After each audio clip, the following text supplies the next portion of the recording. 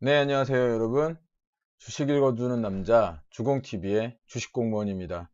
2019년 4월 26일 장전 투자 전략에 대해서 말씀드리도록 하겠습니다. 일단 미국 시장 살펴보겠습니다. 다우존스 산업 30 평균 지수가 마이너스 0.51%를 기록하면서 시장을 마감했고요. 대형주 중심의 S&P 500 지수 역시 마이너스 0.04%를 기록하면서 시장을 마감했습니다. 반면에 기술주 중심의 나스닥 지수는 0.21% 상승하면서 시장을 마감했는데요. 엇갈린 어닝 시즌 발표가 이런 지수의 운명을 달리했습니다. 일단 다우존스 산업 평균 지수가 0.5% 하락을 했는데 이것은 이제 3M이 올해 실적 전망을 하향 조정한 데 이어서 직원 역시도 약 한 2,000명을 해고한다는 구조조정 계획을 내놓으면서 1987년 블랙먼데이 이후 가장 큰 하락폭인 12.9%의 하락을 기록을 했습니다. 반면 기술주들은 어제 MS가 호실적을 발표한 데 이어서 페이스북도 6%가량 상승을 했고요. 장 종료 후에는 아마존이 깜짝 실적을 내놓으면서 지수 상승을 견인을 하는 모습입니다. 국제유가는 이란 사태가 조금 안정세를 보이면서 1.2%가량 하락을 했고요. 금값은 강달러의 연중 저점을 기록하고 있습니다. 제가 어저께 환율에 대해서 높아도 너무 높다 이런 말씀을 드렸는데 사실 환율이 뭐 이제 슬픈 예감이 틀린 적이 없다 이런 노래 가사도 있죠. 환율이 갭으로 이렇게 상승을 하더니 1160원을 그냥 바로 넘어버렸습니다. 2018년에 한 1050원이었던 시절이 있거든요. 이 시절이 있었으니, 그러니까 지금 환율이 10% 이상 오른 모습을 보여주고 있는 겁니다. 1년 만에. 외국인들 입장에서는 2018년 대비 10% 이상의 환차손을 보고 있는 거고요. 또 중요한 것이 2018년도 초반에 코스피 지수가 약 2600 정도였거든요. 이걸 기억한다면 지수만으로 지금 현재 약 마이너스 15%가량 하락을 하고 있는 상태입니다. 지금이 지수가 약 2190 정도이니까요. 외국인들 입장에서는 이중고인 셈입니다.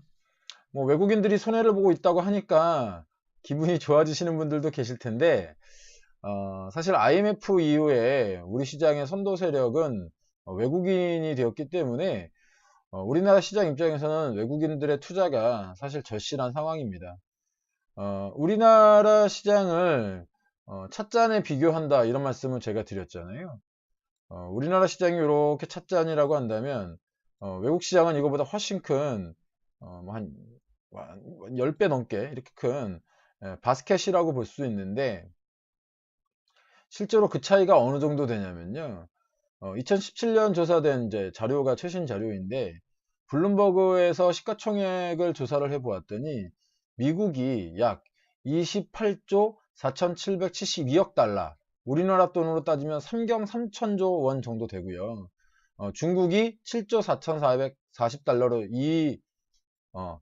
2위인 걸 보면은 거의 뭐 4배, 5배 차이 나는 압도적인 1위라고 볼 수 있습니다. 그러면 우리나라 시가총액은 어느 정도 되느냐? 그때 당시에 약 1조 5,700억 달러로 미국의 한 30분의 1 정도 됐습니다. 근데 2017년 이후에 미국 증시는 상승을 했고, 우리나라 증시는 하락을 했기 때문에 지금 현재 격차는 훨씬 더 클 겁니다. 이렇게 그 큰손들인 외국인들이 우리 증시에서 빠져나가게 되면 우리나라 증시는 이제 하향 곡선을 그릴 수밖에 없습니다. 그렇기 때문에 환율에 좀 더 신경을 많이 쓰라고 이렇게 말씀드리는 이유인데요. 게다가 어저께는 뭐 새로 발표된 그 어떤 지표들도 좋지 않았습니다. 한국은행이 어저께 우리나라 1분기 국내 총생산 GDP 성장률을 발표를 했는데 전분기에 대비해서 마이너스 3%. 그러니까 2018년 4분기에 대비해서 2019년 1분기가 마이너스 성장을 한 겁니다. 이 마이너스 성장은 2013년 이후에 이제 16년 만에 마이너스 성장인데, 이런 지표들, 제가 말씀드렸다시피, 숫자에 관련된 지표들이 안 좋게 나오게 되면 기관 투자자들은 어떤 근거가 없기 때문에 매수 버튼을 누를 수 있는 상황이 좀 적어지는 겁니다. 그래서 어저께 기관과 외국인, 이제 환율 때문에 외국인 투자, 그 다음에 어떤 지표들 때문에 기관 투자자들이 쌍매도하는 이런 모습을 보였습니다. 뭐 어제는 특히 이제 그 중국마저 별로 안 좋은 모습을 보였는데 중국의 이제 경기 부양 정책이 후퇴할 수 있다라고 하는 우려가 크면서 2.4%가량의 급락이 나온 겁니다.